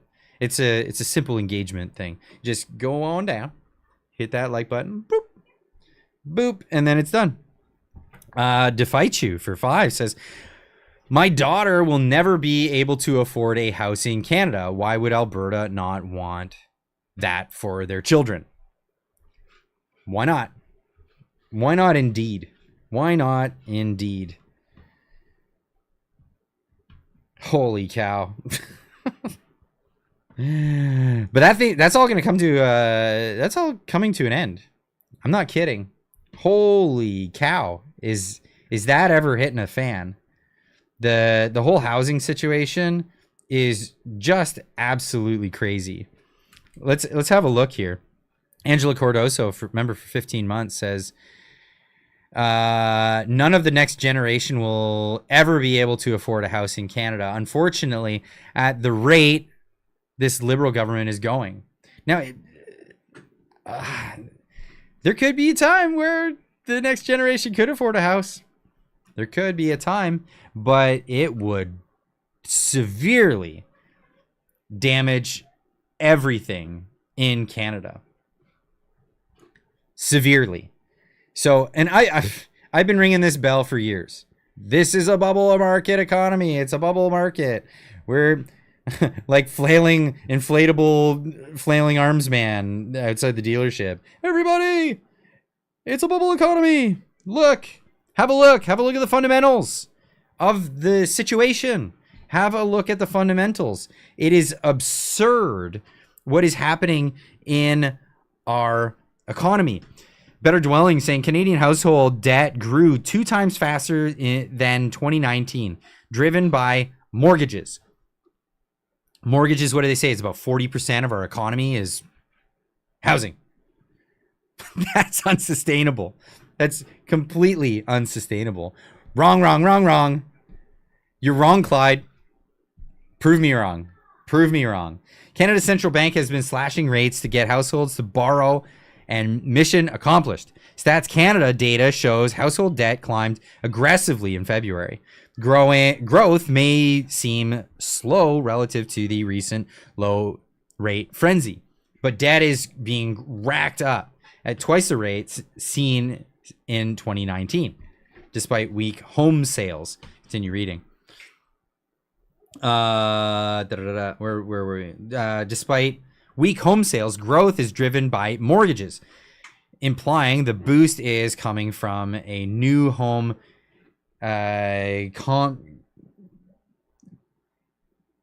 completions, what? And cashing in equity via financing. Canadian households owe more than $3 trillion. How insane is that? I Love Freedom saying for $5 says Canada incorporated 1867, Duns redacted. Ontario incorporated 1791, Duns redacted. YouTube keeps blocking my super chat. We'll share in Discord. Redacted. Oh, that sucks. Yes, but Canada still happens to be what it is. The laws on the books are the laws that are enforced. If old laws exist, but old laws are not enforced, then they cease to be. This is the fact of the matter. I think Frank Vaughan has been talking about this. This is a great analogy, talking about okay, I fall under this jurisdiction of law, or this law is this is the old law of the land, and that's what we should be doing. Yeah, but the new law of the land is the law of the land. And this is the fact of the matter. When people go away from an old system of governance, they're doing it against the law. They're doing it against the orthodoxy of the law. This is the reality of the scenario. 1776 wasn't an agreement with the British government or the King of England to write a new set of laws. It was illegal. It was absolutely illegal. They took the tea and they threw it in the harbor. That was illegal. They said, forget it. We're not doing this. They wrote a Declaration of Independence and they said, here you go. This is the new law. We're doing that. And the other side said, oh, okay, well, we're going to come at you with the guns to get you to comply with the old law. And they said, we got guns too. And we got new laws. And guess what? Those new laws guarantee that we can keep these things. That's kind of the idea. So, yeah, new laws. The old laws no longer apply. So there's a lot that happens in lies. That's right. 1776 is the answer to 2025. Oof. What is that comment, Buzzsaw? What? Is that a real comment? Holy cow. Boy, oh boy. So Canadian household debt.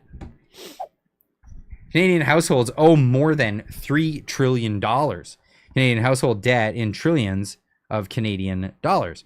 This isn't debt that the government holds. Our government debt is insane, is absolutely insane. But household debt is equally insane. It is absolutely equally insane, and it's unsustainable. There is no way that these people will pay this back, especially with us going into recession territory. And you don't think we're going into recession? I got a bridge to sell you. Canadian household debt continues to climb into the stratosphere despite rising trade tensions. Household debt climbed 0.2% plus 6.2 billion to 3.04 trillion in February, despite higher interest rates and trade tensions. The monthly growth rate doubled in 2019's rate. Then neither problem applied. There were signs of growth, but it was relatively slow compared to what we've become accustomed to. Canadian mortgage debt grew 2 times faster than pre-pandemic. This is crazy.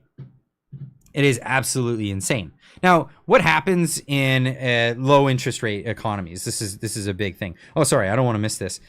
Tom Jones with a $6.99 super chat says Alberta has paid out $1 trillion since equalization began in 1960. That is insane. That's insane that they've had to pay that much out on top of all the other federal taxes and all these other things that Alberta has had to pay out. Just absurd. Absolutely absurd. But what's happening in Canada? What's happening in Canada is, frankly, it's terrifying. It's terrifying what could happen in this economy because houses are losing value. They're losing value tremendously. Now, how can you prop that up? Let's lower interest rates. Let's make the interest rate super low again so people will keep investing in this thing. Let's keep more people coming in so that it has this massive push-pull where people want lower prices. It's insane. What was it said? Oh, I wonder if I can find that clip. Because the new housing minister was interviewed, and he's just, I think I have the clip over here. It's literally insane. It's literally insane. Just the purview that they have. This is the way they think. No, we don't need houses to come down. That's not a thing. We want we want to keep those prices high. This is literally so Mackenzie Gray putting this on X, saying, when asked if house prices need to go down, the new housing minister, Gregor Robertson, who was the mayor of Vancouver when the housing market exploded and also all the other bad stuff that has happened, he says, no, well, you can listen to what he has to say. Affordable housing. Do you think home prices need to go down?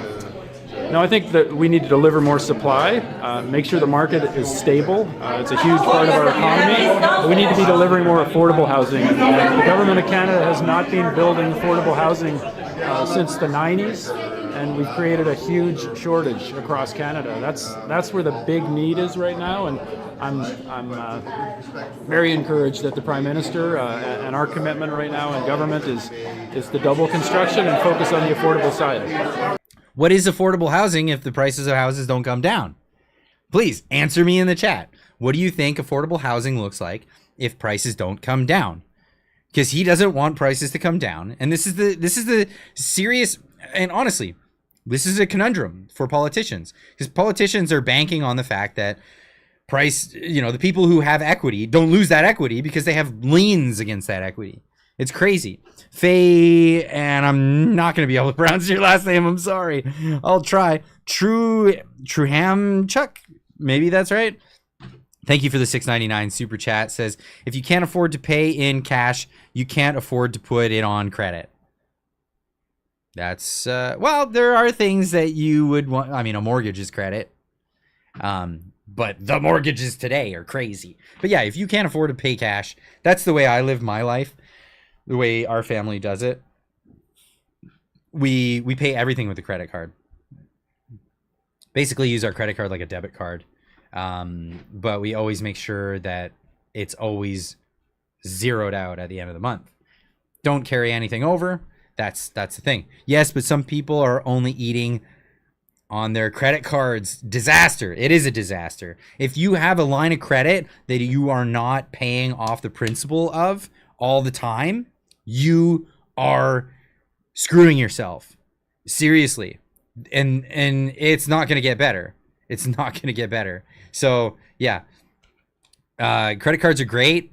Use them as a debit card, don't leave money in. Don't pay money to a bank for just the privilege of having a negative number on your bank statement. That's awful. Some people are running pretty tight. I don't, but some need to pay for groceries. Yes. And this is awful. This is awful. And this is why it's like Justin Trudeau telling people, well, if you need to get into debt so you could like put an extension on your home or go to, what does he say? You need to put it on the credit card. This guy Trudeau's an idiot. You want to go to school? Put it on the credit card. You want to put an extension on your home? Put it on the credit card. You kidding? Like, yeah, you could get a loan for that. Jeez, that's a thing. But make sure that it's all within your means. This is the thing. And always make sure that if there's an adjustment in the market, that you can handle it. You can take that adjustment, because if you don't, then that's when people are underwater. This is what I'm talking about. Now, I was recently talking with Mark Nixon, and Mark Nixon is a very smart guy, and he knows the mortgage industry. He knows what's going on. And he says, nice shirt. Hey, yeah, you know where you can get one of those. You can get one over at the Clyde Do Something shop, UG. You know exactly where you can get that. Links in the description down below. As always, go check it out. Where was my train of thought there? You sidelined me. Where was I? Somebody remind me where I was. Am I going to have to rewatch my stream to get back to where I was going? I was talking about, wow, that was Mark Nixon. That's right. Mark Nixon, met with him last Saturday, and he was telling me about what's going on in the marketplace. So, as you know, because I've been reporting on this for a good amount of time, and you know, when I talk about financial stuff, some people tune in, some people don't. They don't care. Talk about economics. I'm a big dork about economics. I really, really love reading about economics. Actually, I was invited to a conference that's coming up. When is it? In July? For a conference in Vancouver, which I hope I got the link for. Capitalism and Morality is going to be coming up in Vancouver. If you want to meet with me there at that one,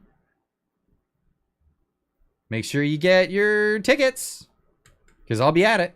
I'll be at it because I love talking with people about economics. So anyway, I was invited to that. So I'll be going to that. I won't be speaking at that one in particular, but I will be meeting what is morality. Well, that's the question. That's the question. And that's what's going to be discussed at the event. This is going to be a lot of people from the Austrian School of Economics will be there. Not everybody, but a lot of them. So that's a big thing. So discussing economics and morality. So I don't know why I went off on that. Essentially, I love talking about economics, and it was great to have a chat with Mark Nixon, because he knows some of the fundamentals of the market economy, especially when it comes to mortgages and real estate and all this stuff. And he was telling me, he said, you know, like, you know well that when the Bank of Canada adjusts the prime rate, it takes time before that goes into the marketplace. It takes a while. In fact, it takes about 18 to 24 months. And we're right at the 18-month threshold from when they raised interest rates. So we saw that big bout where it jumped up to 5.5%, and then later it slowly came down. Well, we haven't been affected by that yet. That the interest rates climbing and then dropping, that happened. We watched it in real time, but we didn't watch it happen in the marketplace yet. And that's yet to come. It's on its way. And when it hits, boy, there are a lot of people that are not prepared for it. Whether they're on variable rate mortgages, or they have to go through a renewal. Because in Canada, we have to renew our mortgages every so many years. It's not like the United States where you can carry a mortgage on your initial rate. We have to adjust those. So that's going to be very, very difficult for a lot of people. And a lot of people are already panicking over it. And I've been hearing some of this behind the scenes from some other people. Ryan Mack for 5 says, this government is delusional. They have browbeaten us into not having families and then complain about the lack of the workforce. Make it make sense. This is a problem. So it's a problem. I can't really make it make sense, except in the fact that this is it's, how do you put it? It's a luxury belief that a lot of leftists have. This luxury belief that, a luxury belief that a lot of leftists have, that we're overpopulated and that we need to reduce the population. Now, a lot of them won't do that with their own families. Some of them do. It's crazy. But they've been trying to convince Canada and people of Canada to not have children for a very long time. And then we run into problems because we have socioeconomic problems when we don't have a replacement rate, especially when we live on the Keynesian model, the John Maynard Keynes economic model, which it was Nixon back in the 70s that said, we're all Keynesians now, and everybody took over this. Everybody believes Keynes' idea of where economics goes, and we have to do deficit spending, and we have to always be on this 4% trajectory because we need to have social programs and pay for everybody's retirement out of the taxpayer dole. And this is where we've been going ever since, because we can't pay for those things if we don't have a 4% increase across the board. And that's 4% increase for population, 4% increase on GDP, all of these things. Clyde is telling some serious truths right now. Go Clyde. Well, this is the reality. This is the reality. It's the reality of where we're at. So these idiots with luxury beliefs, they're caught between a rock and a hard place. They've been in power for umpteen years, right? How long have the liberals been in power? The left, they've been in power. In the United States, Democrats in power.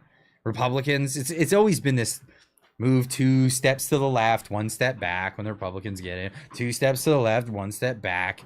When they're, when the conservatives come in, the liberals are in power for a decade, and then the conservatives get in for a minute, and then we go back and we keep going to the left. We keep going, keep going. And that's the thing. So how do the politicians deal with this if this is where our model is based? In this Keynesian model of 4% growth minimum. If not, then we're screwed. Well, if we convince them not to have kids, we still need more people. So open those floodgates. Get those immigrants in here. But it's short-sighted. It's short-sighted. They need to do it because they've got this Ponzi scheme, social program Ponzi scheme that they need to fund because they need more tax base. But as they keep doing this is the crazy part, is the more they keep doing this, the more people with skills, people with the wherewithal to do stuff, get stuff going, they're going to leave. So the people native to Canada, but not just that, then the immigrants that are coming in. So you get immigrants that are coming in, flooding in by, I don't know, millions of people every year. Crazy for a country with 4 million people, that 1 million people would come in a year. 40 million people, 400. 40 million people. And you're that much are coming in every year. That's insane. It's absolutely insane. What is happening? Your merch is not showing up. Need a shirt. What do you mean my merch is not showing up? What do you mean? Let's make it show up. How do we make it show up? You just got to go to ClydeDoSomething.com. It's right there in the chat now. There we go. Flaming Mo for $2 says demographics is destiny. Demographics is destiny. So I'm not a believer that demographics need to be of a particular racial group, ethnicity, or any of that stuff. But I do think that needs to follow a cultural thing. If you bring too many people of too many different cultures in too short of a period of time, the entire culture shifts and it's over. Then it just becomes a new enclave of that other culture. And then the whatever culture existed there before no longer exists there anymore. It's like, go to Greece. Go to Greece, you can see the ruins of Athens. You can see what happened there. You can see, Athenian temples and all these other amazing things. You can see where the Spartans lived and all that stuff. Go check it out. The people that live there now are not the descendants of those people. It's not the same group. It's not the same culture. It's not the same anything. None of that exists anymore. Just the ruins of an old society. The demographic of the people are largely from the Middle East. There was caliphates that moved in and out through Europe over the centuries and brought in new demographics of people, and then were beaten back by crusades, and then new caliphate would come and do it, and it would happen again, and then there would be a crusade and it would all get reeled back again. This happened several times. And this is what Canada's going through right now. North Africa. Yeah, I mean, Spain. But it doesn't always have to, don't get me wrong. So it doesn't always end up as a bad thing. It can. I mean, Greece ain't doing so hot, let's just say. But then, it's not like it was, yeah, whatever. Sorry, just popping in late. Did want to ask this, though, as an American. I don't know personally. What is Canadian culture? I don't see much about it and think it needs to be shown more and promoted. It's a good question. I think if you asked 100 Canadians, you would get 100 different answers. That's the reality. That's the reality of it. I mean, what was my culture growing up? I lived in a multicultural town. And both my parents were immigrants. And most of my friends' parents were immigrants. That's what that was. Now, that wasn't to say that we didn't have our own customs and our own ways and our own cultural icons and things like that. And a lot of it was, I'll tell you one thing, a lot of Canadian culture is that cheek pressed up against the glass of the candy store, looking in to see just how nice and thinking about just how nice it would be to be in there. I'm talking about how like about 80% of our population lives within 100 kilometers of the border. That's a thing. But there's different cultures depending on where you go. So within my community, there was a lot of European descendant immigrants. And there was a big mix of that, and mixed with the industry that took place and customs that grew out of that became an interesting Canadian culture in that, right? I know when it comes to the West, because I grew up in southwestern Ontario, and then I moved west when I became of age. The West was different. It's like more of a frontier type culture. A lot of families that moved out into the prairies. It wasn't prairie. They didn't rock up and it was like, hey, check out this largely flat land with arable soil all over the place and farm animals. Hey, you get over here, cow, come on. It wasn't like that. There was trees everywhere, forests all over the place. It was flat, but it was treacherous to try to get through. And roads weren't built and there was nothing, and people would settle land and they'd be out there with ox pulling stumps out of the ground and making it what it was. Like, Canada was made what it was. Like, there's a whole culture behind that. It's crazy. So it depends on where you're from. I guess Quebec has their own culture. I'll let Blanchette talk about that because he likes dogging on people for not having their own culture. But according to him, it's just oil and gas is Alberta culture. So I guess Quebec is cheese curds on gravy and another European language. That's their culture. Poutine is culture. There you go. Yeah. I get this all the time because I have a lot of friends in Japan. I spend a lot of time in Japan, and people would ask me, what is Canadian food? Is there something that's uniquely Canadian? And I always had a difficult one with that too, because our culture is basically other people's cultures, really, for a lot of the places. Now, some people would disagree with me, like people probably from PEI might say, no, we got a rich culture, or this and that. Okay. But like I said, you probably ask 100 different Canadians, you'll get 100 different answers. And we'll all say it like that, 100.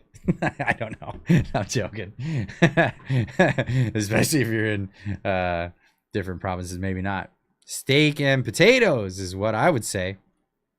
That's not Canadian. Steak and potatoes. No, that's Irish, that's Scottish, maybe English. Americans might even claim the steak and potatoes. What's uniquely Canadian about steak and potatoes?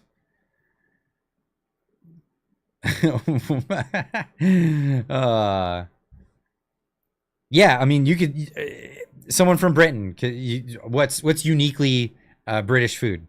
I would immediately say English fry up, so like breakfast, toad in a hole, cottage pie, that kind of thing. Scottish food, everyone haggis right away, deep fried Mars bars. Shepherd's pie. Yorkshire pudding. There you go. Butter tarts. Yeah. There you go. Fish and chips. Also English. All of these things. You say American food, you'll get a whole list of stuff. Pizza. And yes, Italians invented pizza, the pizza pie, the margherita. No, pepperoni pizza is American. Deep dish pizza is American. Italians won't argue with that. Like, that is American. That's not. He's not there. No. He's not. We don't. Meatballs and spaghetti. That's American. Hamburgers. That's American. Spaghetti pizza? What are you talking about? Just clean food. Italian pizza doesn't have many toppings. Yeah, it's always very simple stuff. Wings, very American. Chinese fast food is American food. It is. Interesting, because Chinese came over to America. They became restaurateurs and stuff, because what do you do when you're a foreigner? It's a thing. It is a thing. So they opened up restaurants, and Americans just did not like Chinese food. No, did not like it. So they made a whole new set of recipes that they just invented on the spot in America for the American palate. Interestingly, as well, y'all have Taco Bell. Almost none anymore. I knew of one, like an hour drive from here, because I love Taco Bell. I would go to that one. They shut down. Beaver Tails. Yeah, Beaver Tails, that might be a Canadian thing, but it's just cinnamon toast, which is a British thing. But I'll give you that. Yeah. And poutine is Canadian. It is just fries and gravy, but it's a special kind of cheese. It's got to be the squeaky cheese. It's one of them things. Canadian bacon. There's no such thing as Canadian bacon. It's just back bacon or female bacon. It's ham. Moose and buffalo print? What? Steak and shake. I don't know about that. I've never heard of that. Bannock. That's one. That's a cultural appropriation thing. Incidentally, bannock originates from Scotland. Actually, yeah, archaeologists figured that one out. Nanaimo bars? Yeah, that's a thing. That is a thing. Bannock is Scottish. Yeah, there you go. Nux for Cup for 20 says another judicial recount goes the Liberal way in Milton East. And the Terra Nova count in Labrador is counting into the weekend. Currently, Liberals by 12. Oh, that sucks. They will be reviewing over 1,000 contested votes. Yep, 1,000. And it's going to go for the Liberals. That's my prediction right now. And the Liberals will come out of this weekend with a majority government. What are you going to do about it? What are you going to do about it? And this is why I immediately shifted to, okay, well, this is the direction it's going. I'm putting my support in a separation thing. That's where we're going with that. That's where it's gonna go. We're screwed. No, we're not screwed. This is just a good move in the right. I think it's a good move in the right direction, because if Western Canada separates, well, even if Alberta alone separates, it will change things fundamentally in the entire neighborhood. And I'm excited about that, because the, authoritarians really don't like that idea. This is a liberty movement. And I think liberty-oriented Canadians from all over the country need to support Alberta in their bid for independence. I think that is the first, real hit for liberty. No, they can't get to 172. There's only one more that can be flipped. Windsor starts counting on the 20th. Yeah, but they're at 171 now. as of today. They're at 171. So if that other riding flips, then that's 172. Authoritarians. Yes, they are authoritarians. Let's make no mistake about it. This is authoritarianism. No, 170. I thought it was 170 after the last one flipped. So I'm going based on this. So CBC article writing, this is after the Quebec riding of Terrebonne flips to Liberal after recount shows candidate won by one single vote. Liberals now have 170 seats in the House of Commons, 2 shy of a majority government, and then the news today was that another one flipped. Yeah, it was 170 after Terrebonne flipped, and the news today was that another one flipped. Am I wrong on that? I'm already seeing signs of neighbors fighting about this. If separation doesn't succeed, my province will be torn apart. Oh, I agree. What, they flipped? Yeah, Milton flipped. Sorry, I gotta hide the screen if I'm gonna search things. Oh, it's just the way it is. And especially on a live stream.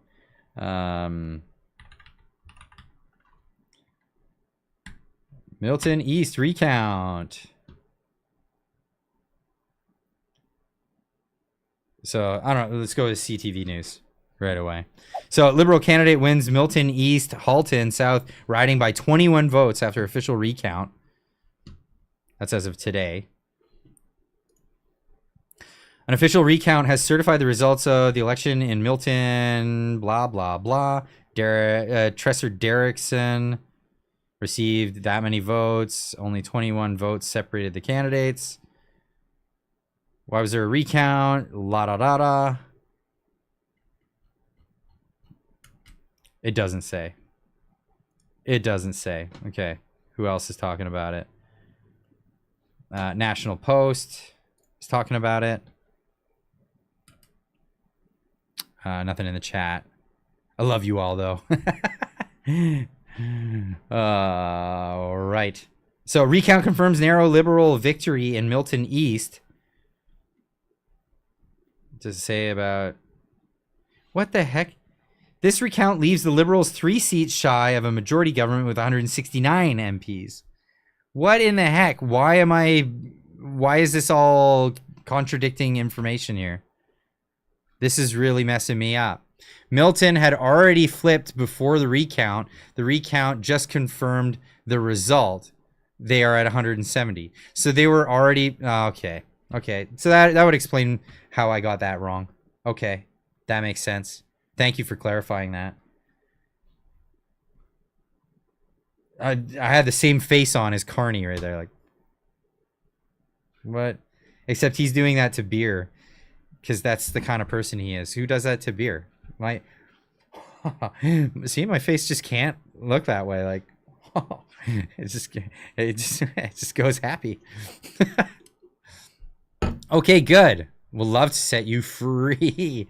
But yeah, so this is why I've been, putting my support behind a liberty movement. I'm at the end of the day, I mean, I hate classifying myself in a political camp, but I usually say I would fall libertarian, classical liberal, like founding fathers liberal. You know what I mean? That's where I'm at. I'm a very much leave me the hell alone and make the government as small as possible kind of person. That's where I fall. Dale Tulk, remember, for 20 months. Wow, has it been that long, Dale? Alberta or Western separation may very well be the only way to distance us from the globalist or communist central Canada. It sucks, but here we are. I totally agree with you. I absolutely agree with you. But here, I'm giving you... So, my take on this from someone who's from Western Canada. I'm from British Columbia. I don't know if there's a hope in hell that British Columbia would separate from Canada. Even if Alberta and Saskatchewan does, there are so many factors in that. I know Western or Northern British Columbia would love for it. It's just holy cow. The Lower Mainland just kills it. It kills everything for everybody. So that being said, I still look at this as a liberty movement. It's the liberation of people, the liberation of my people. And even if I don't get to be a part of it, I am for it because of the shockwave that comes afterwards. That is worth everything. I am liberated. BC is unceded territory, belongs to the tribes. It's been ceded. Read the treaties. It's ceded. It's that language is used. Diane Sylvain. I don't. Oh, okay. You're responding to Diane. Rural Manitoba wants to be free too, and we'll get behind it. We'll get behind it when you start that movement. I'm all about this. I'm all about liberation and liberty moving forward. So count me in 1000% in support of this and this movement. So I'm all for it. I'm actually all for it. But I think it's been 2 hours. I feel like I'm starting to lose my voice as well. So here's what we're going to do. We're going to check on over to the Discord server. Go check that out. Winisko with a last minute $5 super chat saying, what do you think is Trump's big news for Canada? What do you think it is? I don't know. Because he made that announcement saying it's something to do with Carney and Canada. A lot of people said it's the pharmaceutical thing. It has nothing to do with Canada. He didn't even mention Canada when talking about that. So I don't know. I don't know what it's going to be. It'll come out soon though. I'm guessing. Do we become the 51st state? Carney's walking us right into that. I doubt that, but we'll see. We'll see what happens. We'll see what it's going to be. Dale Talk for 279 says, FAFO, we all know what that means. FAFO, Canada, go freedom and liberation. Liberation for Alberta. Absolutely. We got to get on that. And then we'll make things happen. Let's go to Alberta for ride horses. Clyde, arrange it. Okay. Oh, okay. We go ride a horse. I've never ridden a horse. Sounds fun. It sounds like a lot of fun, actually. But let's do this. Let's head on over to the Discord. Link. Where's the link? Does anybody have that link? We'll get that link up for everybody. So anyone who's not a member of the Discord yet, it costs nothing. It's free. Get on over there. Join us. I'm going to get the invite over there in just a second. Copy the link. Put it down in here. Head on over to the Discord. Lots of like-minded people. It's a lot of fun. It's a community night out kind of thing. I'll be over there for a little bit, but then I got to head on out. It's Dad's night, apparently. We're having Dad's, wobbly pops, and guitars. That's going to be happening with some friends of mine. So head on over there. We'll hang out and have a quick chat. Tom Jones with another 279 at the last minute. Viva Alberta, liber. Is that French? I don't know the French version. I know the Viva la libertad, carajo. That's Spanish. That's Javier Milei's catchphrase. What is it? Long live freedom, damn it. That's what he's saying there. So we'll see you all in the next one. Long weekend coming up. Enjoy your long weekend. We'll see you guys all probably Tuesday morning. I think I'm going to take the weekend. Enjoy yourselves, everybody. Keep on trucking.